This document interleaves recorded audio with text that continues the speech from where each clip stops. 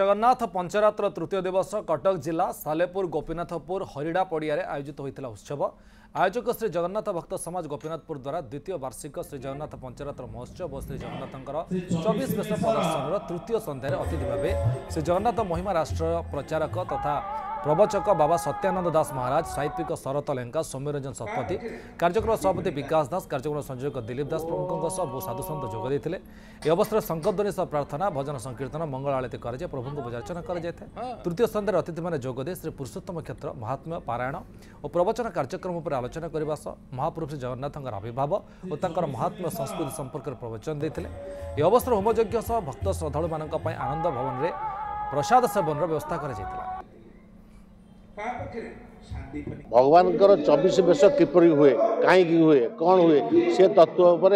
बाबा सत्यानंद दास महाराज समस्त बुझाऊँच एवं गोटे स्थान एक समय 24 बेश लोक दर्शन कर बहुत खुशी अच्छा आज आप देखिए गोपीनाथपुर ना कि गोपीनाथपुर ना चेंज हो द्वितीय श्रीक्षेत्र भाव आम भावुँ कारण आनंद बजार में भी डेली 3-4 हजार भक्त प्रसाद सेवन कर भी अनुभव कर आनंद बजार प्रसाद खाऊ जगन्नाथ प्रेम मैंने जगन्नाथ चेतना उपर भरोसा कर जगन्नाथ नथले आम भी ना कारण जगन्नाथ जी सरल से जटिल से आम सब जगन्नाथ प्रेमी मानक अनुरोध करूँ आसतु एवं दर्शन करूँ और आशीर्वाद भिक्षा करूँ। पंचरात्र महोत्सव से कमिटर मु उपदेष्टा अच्छी जन जगन्नाथ प्रेमी पूर्व जिनिस